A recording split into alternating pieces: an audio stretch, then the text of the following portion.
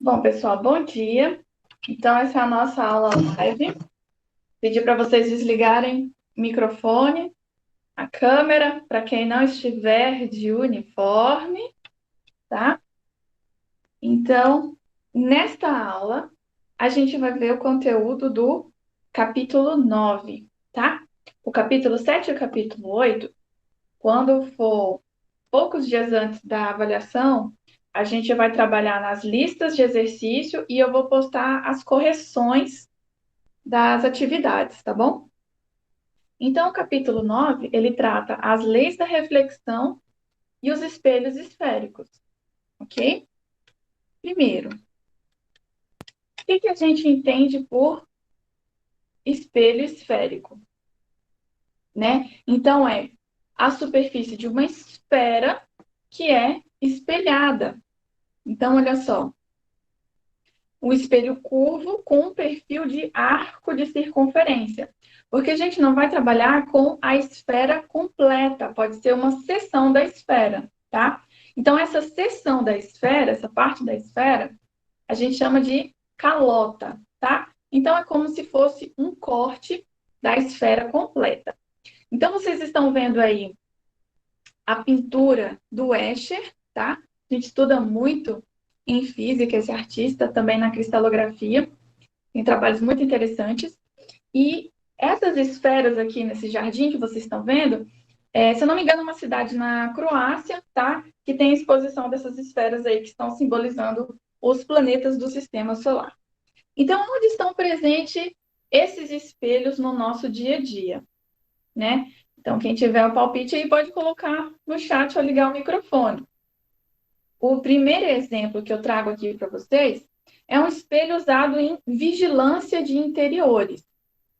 Vocês já devem ter visto no interior de ônibus, tá? Que o motorista consegue ver melhor todo o comprimento do ônibus. Uma colher perfeita, uma colher ou uma concha é um ótimo exemplo também de espelho esférico. O do filme da Branca de Neve, não sei qual que é esse. Não tô lembrando, Atos. As meninas, as mais vaidosas, talvez tenham um espelho que aumenta, né? Que dá para ver o poro bem grandão assim. Então, os espelhos de maquiagem com aumento, tá? Eles também são espelhos esféricos. Eu vou disponibilizar outros slides e a aula está sendo gravada, tá bom? E eu vou postar para vocês. Alguns espelhos retrovisores também, tá? De veículos, carros. Ah, mas é porque eu gosto de manter o suspense, Natália. Eu quero que vocês prestem atenção. Depois eu vou colocar, tá bom? Não precisa se preocupar em copiar agora, tá? Agora eu quero que vocês acompanhem o raciocínio comigo, tá bom? Dos espelhos odontológicos, também são exemplo, porque além do dentista querer ver a parte de trás do dente, ele quer ver detalhes. Então, tenta-se o quê? Aumentar a imagem. Alguém sabe que peça é essa daqui? É de um veículo. Aonde que fica? Ninguém nunca foi numa lanternagem? O tema da aula é espelhos esféricos, capítulo 9. Esse é um espelho, tá? Colocado no farol, porque assim ele concentra toda a luz do farol numa única direção para frente do veículo, tá? Então aqui são também exemplos de espelhos esféricos.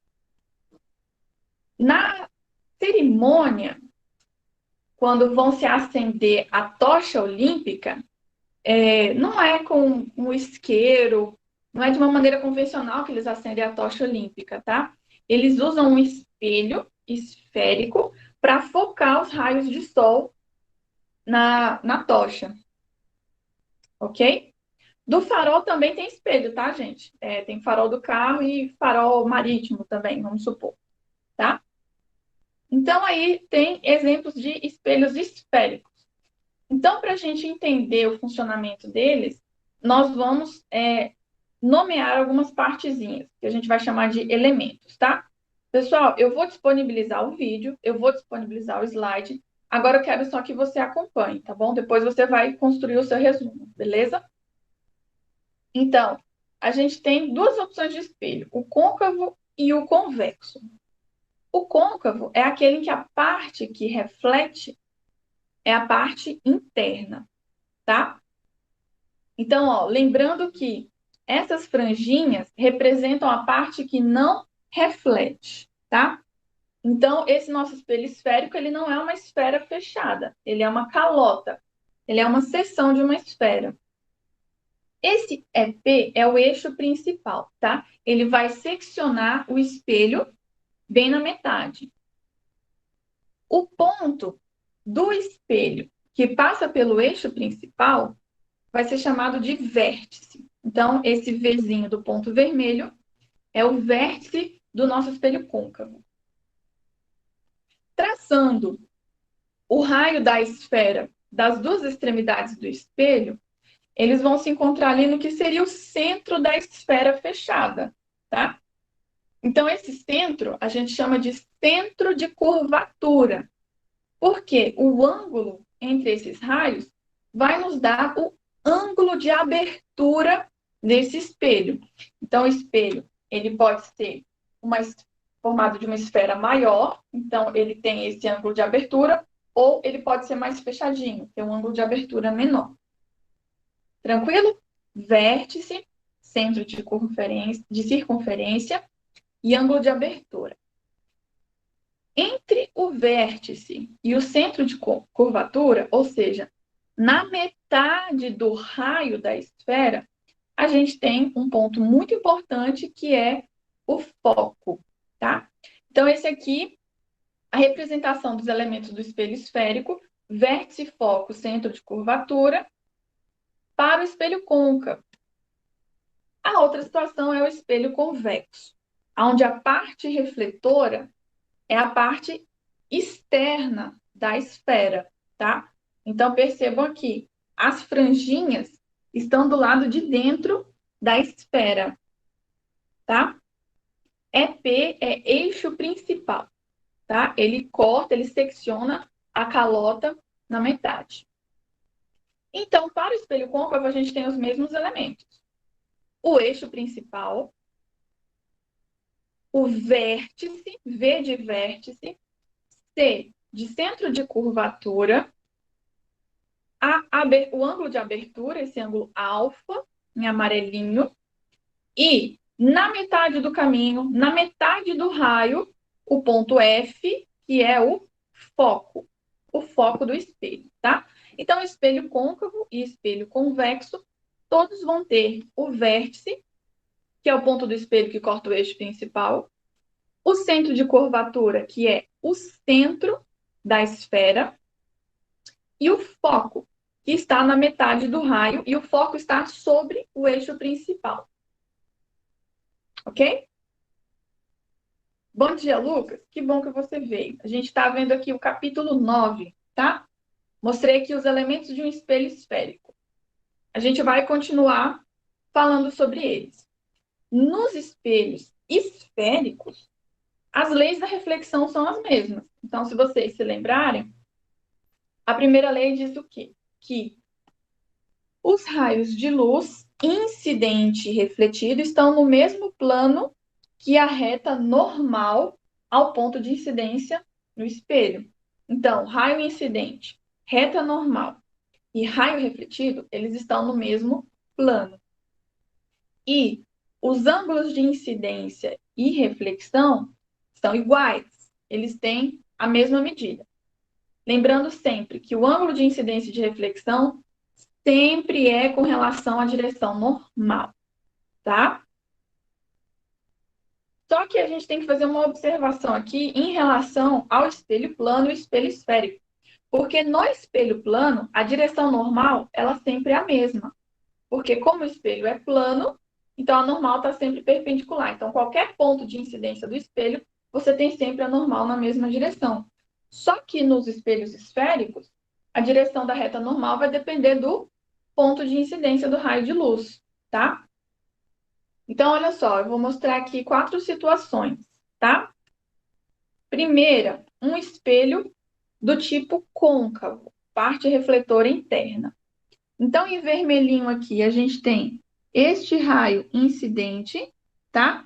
Então, olha, ele vai ser refletido com relação à direção normal a esse ponto aqui.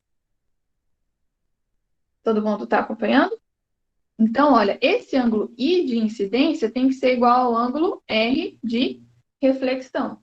Então, o raio refletido é esse daqui.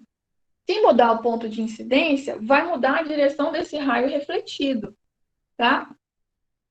Outro exemplo aqui agora, no espelho convexo. Então, ó, o raio incidente está vindo aqui, ó, de cima para baixo, tá? E aí, o ponto de incidência é esse e a direção normal está aqui. Então, tem alguns que, sim, deixa deformado, dependendo da posição onde você está, tá bom? Então, olha só, o ângulo de incidência com relação à direção normal é o mesmo que o ângulo de reflexão. Mas veja que no espelho convexo, aqui a reta normal, ela sempre passa pelo centro de curvatura. Na verdade, dos dois, né? Porque qualquer reta que saia do centro de curvatura e vá até o espelho, no espelho ele tem a direção normal. Uma situação diferente aqui é essa daqui, ó. Esse espelho é o côncavo, a parte refletora é a parte interna, porque a franjinha está aqui para o lado de fora. Apareceu minha animação sem querer. Então, se o raio de luz ele está passando pelo centro de curvatura, ele já está sobre um raio da esfera. Então, ele já está incidindo na direção normal.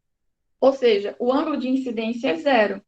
Então, ele volta sobre ele mesmo, tá? E no espelho convexo, a mesma situação. Se o prolongamento do raio de luz passa aqui, ó, pelo centro de curvatura, então, ele está sobre a direção de um raio. Então, o ponto de incidência aqui já é normal. Ele está com incidência igual a zero. Então, o ângulo de reflexão também é zero, tá? Então, as franjinhas ajudam a ver qual que é a parte que não é refletora. Convexo, quando reflete do lado de fora da esfera, e côncavo, quando reflete do lado de dentro da esfera. Tem uma pergunta aqui. Como eu vou saber a normal se ela muda conforme os espelhos? Pelo raio incidente, tá? Você está analisando um raio incidente por vez. Então, a sua referência é o raio incidente. A gente vai ver algumas construções que vão facilitar um pouco essa visualização. Então, no caso aqui do espelho convexo, o raio de luz não está atravessando o espelho, tá? O que a gente traçou aqui foi o prolongamento do raio de luz. Isso vai ser muito importante para a gente caracterizar o que é uma imagem real, uma imagem virtual. O centro de curvatura, ele é o centro da esfera, tá? Se ele não der a distância do foco, ele dá a distância do centro de curvatura. Isso é uma informação que a gente precisa saber. Então, as leis da reflexão são as mesmas. Só que, como vocês falaram, esses espelhos podem fazer o quê? Deformações da imagem. Então, para a imagem ser nítida, para a gente usar um espelho para maquiagem ou um espelho retrovisor, a gente precisa que esse espelho obedeça algumas condições para que forme imagens nítidas. Essas são as condições de Gauss, tá? Todos os espelhos dos nossos exercícios, das nossas questões, obedecem a essas condições aqui, tá bom? Então, o primeiro o ângulo de abertura tem que ser pequeno, geralmente menor do que 10 graus. Se o ângulo de abertura for pequeno, se os raios de luz vierem não muito inclinados em relação ao eixo principal, e se eles incidirem bem próximos ao eixo principal, aí a gente vai ter um espelho que forma uma imagem nítida e não um borrão, tá? Então, a gente chama de sistema ou imagem estigmática, com E, estigmática, a situação de uma imagem nítida, ou seja, eu tenho um objeto e esse objeto gera uma imagem, tá? Agora, o sistema que é astigmático, pessoal, eu não quero que anota agora. Eu vou rápido mesmo, que eu quero que vocês absorvam as ideias. Eu vou disponibilizar os slides e a gravação, tá? Então, é para acompanhar agora, ok? Que eu quero que vocês revejam. Sistema astigmático é aquele que não obedece às condições de nitidez de Gauss. Então, aí, você vai ter um borrão, você vai ter uma mancha de luz, tá? Então, se obedece às condições de nitidez de Gauss, é um sistema estigmático, com a letra E, tá? Se for astigmático, lembra, quem tem astigmatismo é porque não forma uma imagem nítida, ok?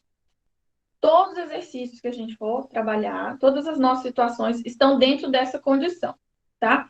A gente vai considerar sempre que está obedecendo às condições de nitidez de Gauss. Até o espelho tem astigmatismo, Luca. Então, olha só, vamos entender aqui o que é o foco de cada um dos espelhos. O espelho côncavo e o espelho convexo.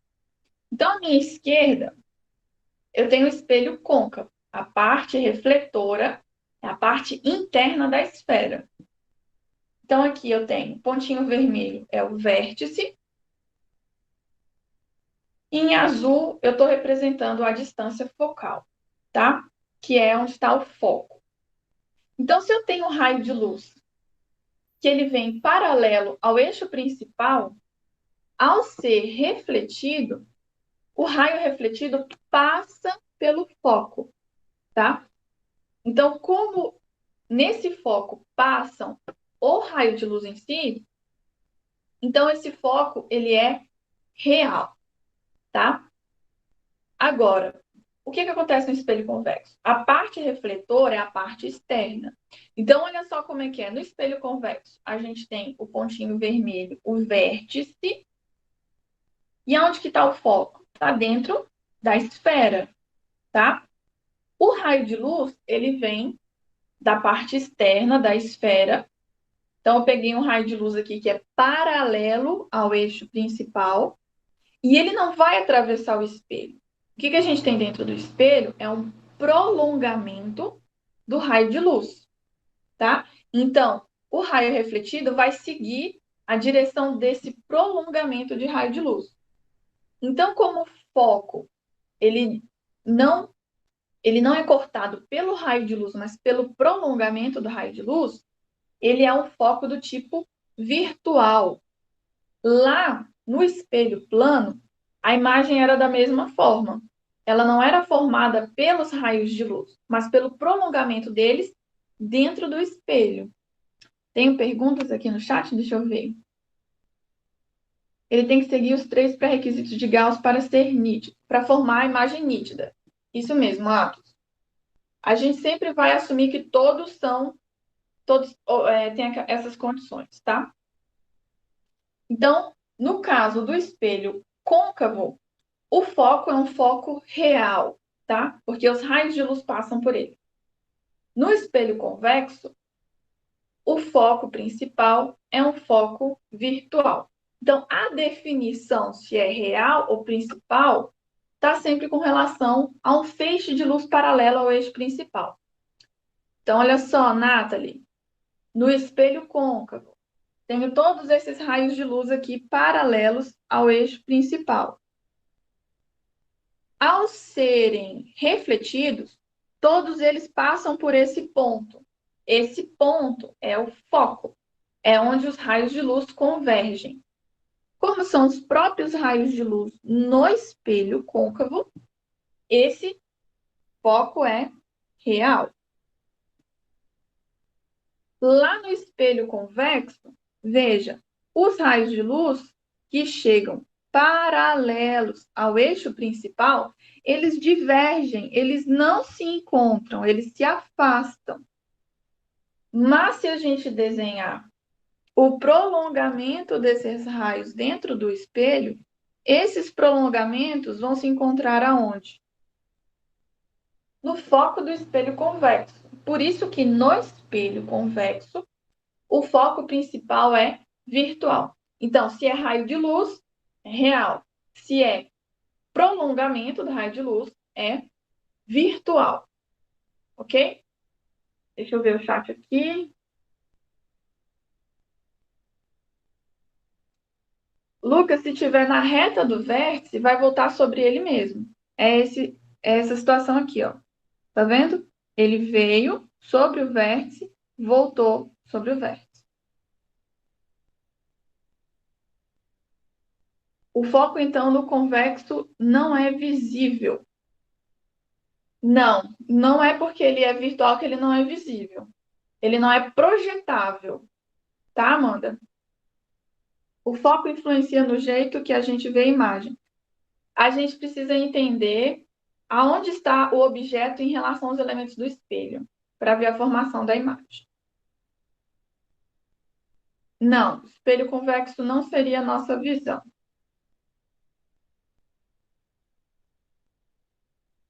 Então, a gente viu aqui o que é o foco principal de cada espelho.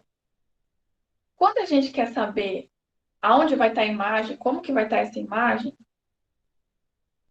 a gente precisa desenhar alguns raios que nos ajudam.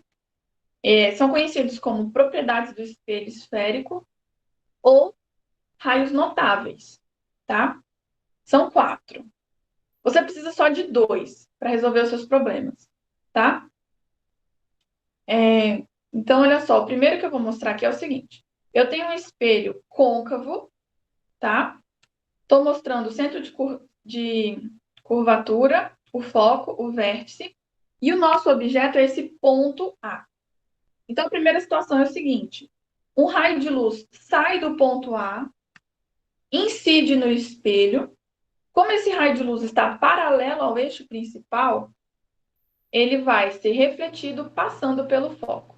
Então, esse é o primeiro raio notável. Se ele chega paralelo ao eixo principal, ele vai ser refletido passando pelo foco. Beleza? Esse é o primeiro. E o inverso também é válido. Então, nosso segundo é o raio passando pelo foco.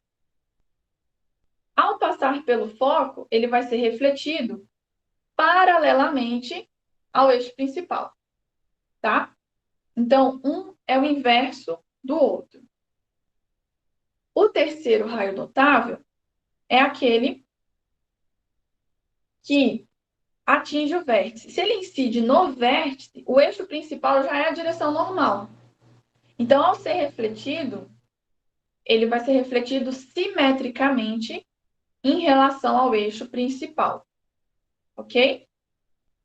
E o último é aquele que passa pelo centro de circunferência. Pelo centro de curvatura, desculpa. Se ele passa pelo centro de curvatura, ele já está em cima de um raio dessa esfera. Então, ele volta sobre ele mesmo, tá? Então, por que a gente precisa saber esses raios notáveis?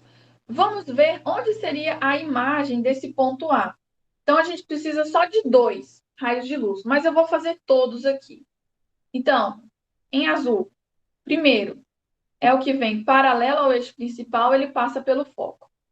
Depois, temos o que passa pelo foco e é refletido paralelamente ao eixo principal. Então, aqui é onde houve a intersecção desses raios de luz, é onde vai ser formada a imagem. Mas eu vou continuar, eu quero fazer todos os 4 raios notáveis. Então, aquele que bate no vértice volta simétrico ao eixo principal. E aquele que passa pelo centro de curvatura volta sobre ele mesmo. Então, aqui onde está tendo a intersecção dos raios de luz, a linha, é a imagem, tá, do objeto pontual A. Tá todo mundo acompanhando? Tenho dúvidas? Não é projetável, é que você não pode, por exemplo, colocar na parede, tá? Que você não consegue colocar sobre um anteparo, você só consegue visualizar diretamente. Gente, a retina é um tipo de espelho, ela reflete para onde? A retina ali é como se fosse o fundo de uma câmera escura, tá? Acho que eu não entendi muito bem, Henrique. Explica de novo, por favor, o vértice simétrico. A Ana tem uma dúvida. Mariane, a imagem não ocorre na parte de trás do espelho. Depende do espelho, Mariane, tá? Nesse espelho côncavo aqui, para esse ponto atrás do centro de curvatura, a gente tem uma imagem na frente do espelho. A lente de óculos é o espelho côncavo? Não, a gente não está estudando lente, tá? A gente precisa primeiro entender o que é refração. A gente está na reflexão, Lucas. Mas a gente vai reaproveitar alguns elementos. Como é que reflete simétrico? O simétrico é o seguinte. Deixa eu voltar. Então, olha só. Aqui é quando o raio de luz incide no vértice, tá? Qual que é a direção normal? Oh, é aqui que eu risco, desculpa. Qual que é a direção normal desse ponto de incidência? Se você der um super zoom aqui, ó, você vai ter uma seção reta aqui. Essa seção reta vai ter essa direção normal aqui. Essa direção normal já é o eixo principal. Então, se o ângulo de incidência é esse, pelas leis da reflexão, o raio refletido tem que ter o mesmo ângulo de reflexão em relação à direção normal. Então, simétrico em relação ao eixo principal é isso, tá? O eixo principal já é a direção normal, quando o ponto de incidência é o próprio vértice do espelho. Ok? Gente, binóculo é lente. Para encontrar um ponto, será utilizado a área ou a altura de um triângulo. Se o seu objeto é um triângulo, você vai ter que desenhar pelo menos 3 pontos. O vértice do espelho esférico sempre vai dividi-lo no meio? Sempre, Mariane. Essa é a definição do vértice. A imagem formada é no encontro dos raios, Marina, ou do prolongamento dos raios de luz, tá? Então, a relação paralelo-foco, os ângulos de incidência e reflexão sempre são iguais, porque eu não desenhei aqui. Mas se você imaginar a direção normal, ao ponto de incidência, o ângulo de incidência sempre é igual ao de reflexão, Atos. Lembra, cada ponto do espelho esférico tem uma direção normal diferente. Todas passam pelo centro de curvatura.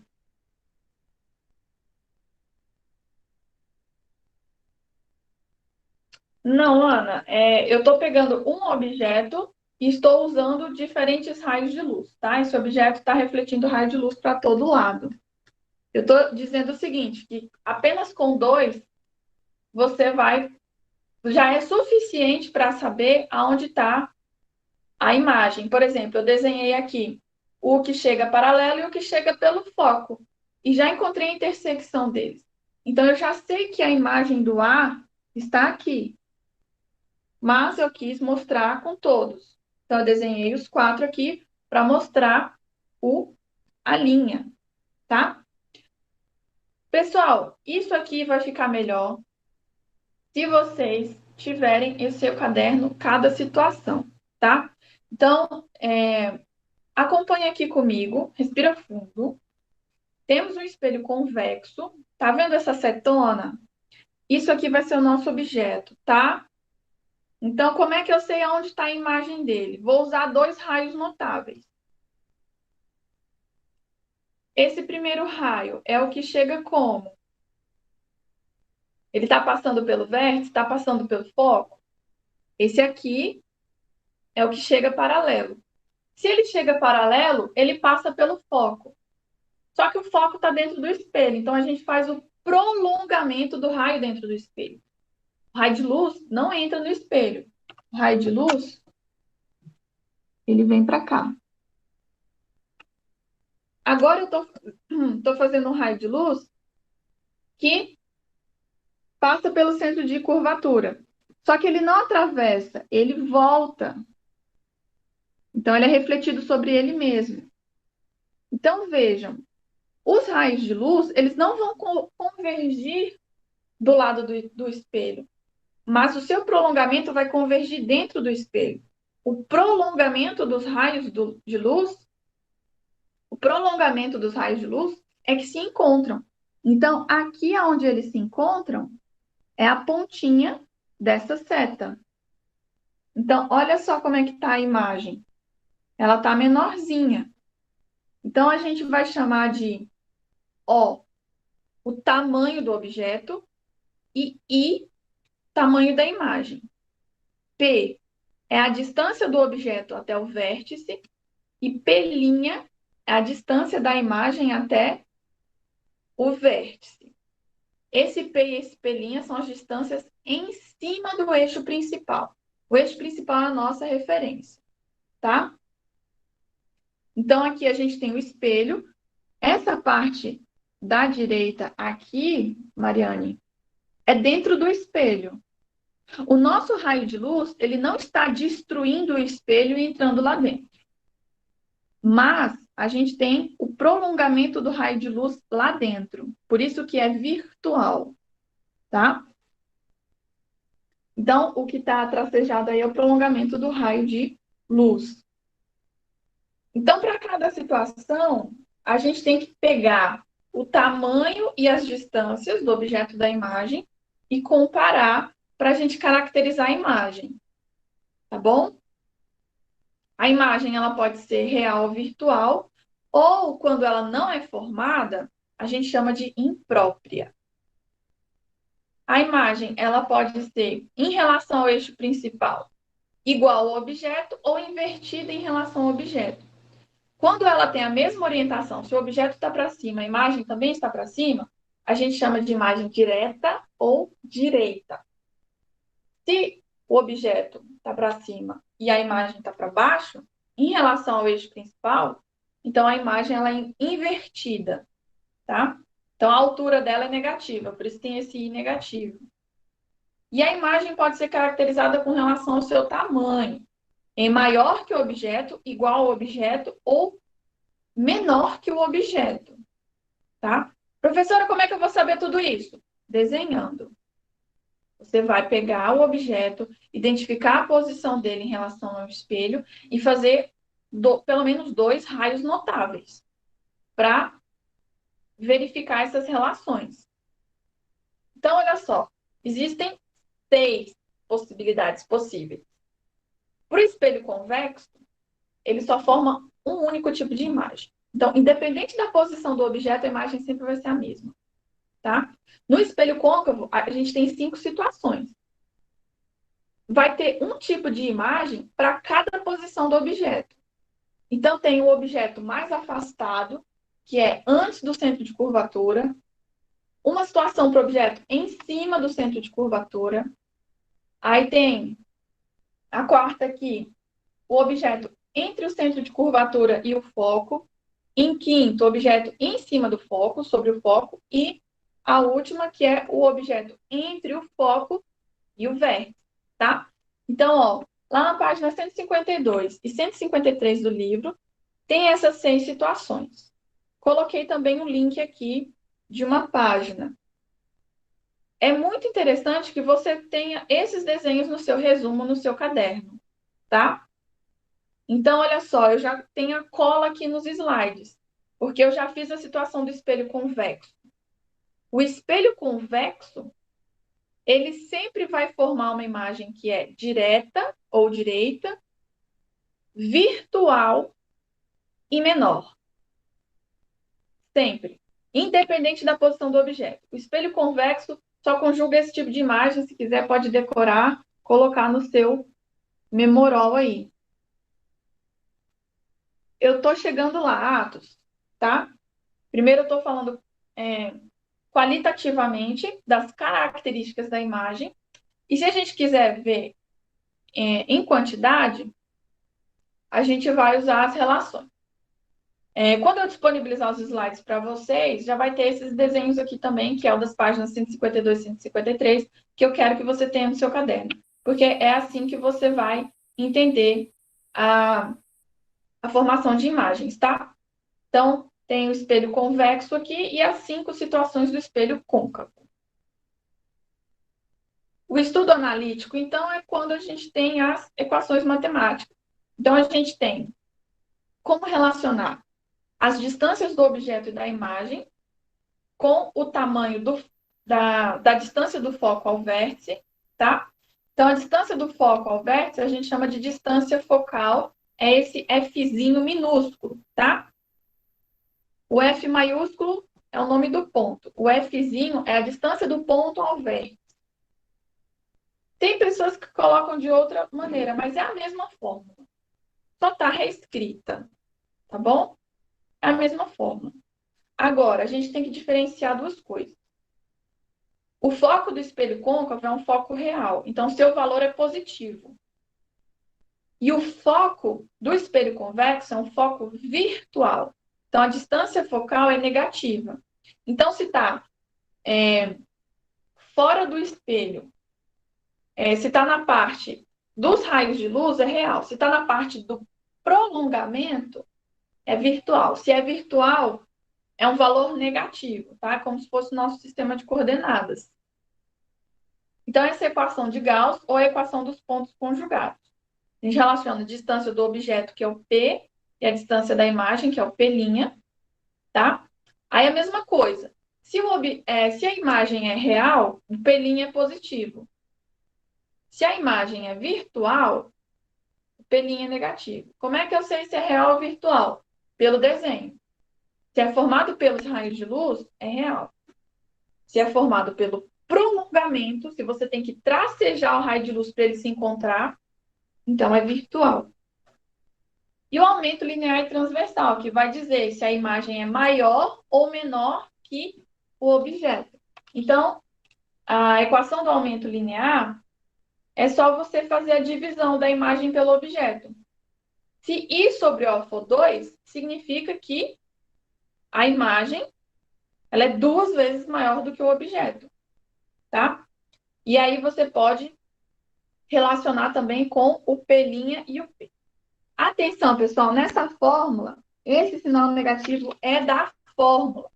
Mesmo que a imagem seja real, vai ter que aparecer esse menos aqui, porque é da fórmula, tá? Então, para esse conteúdo, a gente tem essas duas relações. A equação de Gauss e a equação do aumento linear e transversal. Só que a gente tem sempre que se atentar se o espelho é côncavo ou se ele é convexo, porque vai mudar o sinal da distância focal, tá? E dependendo da posição do objeto em relação aos elementos do espelho, a imagem vai ter diferentes características. A menos do espelho convexo, tem sempre o mesmo tipo de imagem.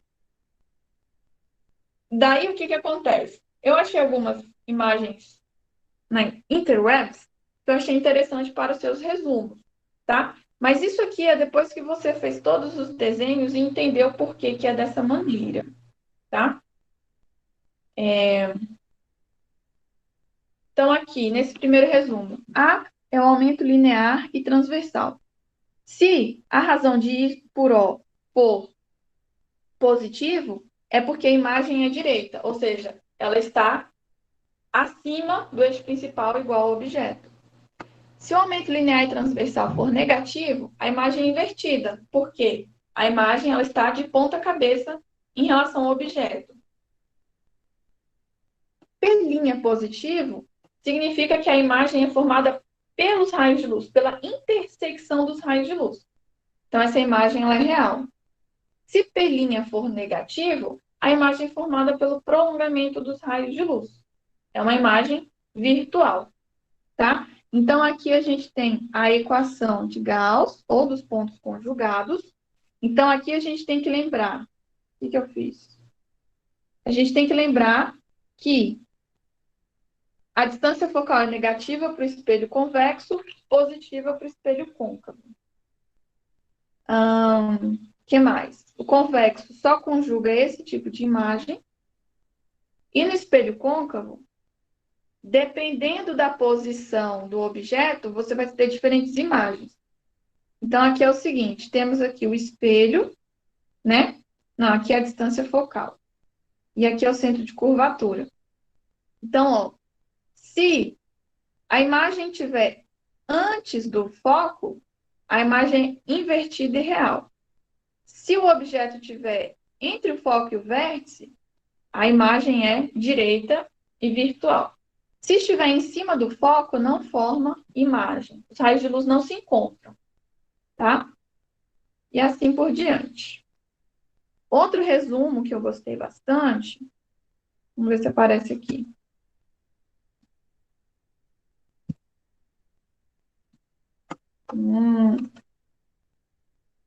Cadê?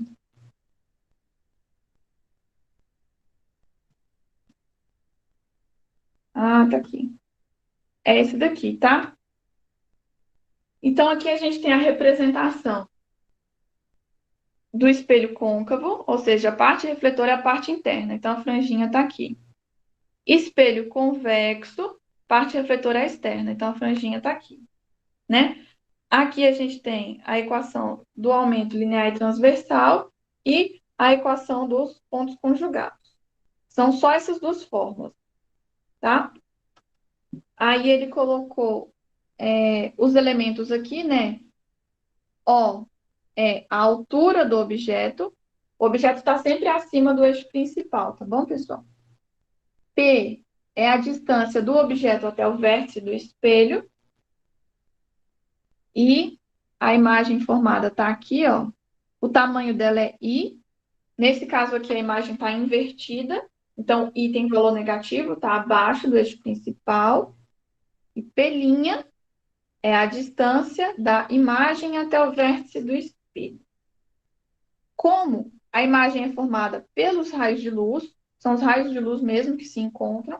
Então, essa imagem é real e o P' é positivo, assim como o P.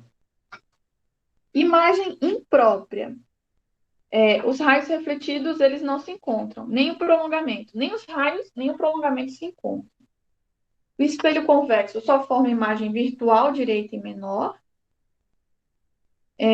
Do lado de cá tem os elementos, que é o centro de curvatura, que a distância do centro de curvatura até o espelho sempre é o raio da esfera. O foco está sempre na metade do raio da esfera e sempre sobre o eixo principal.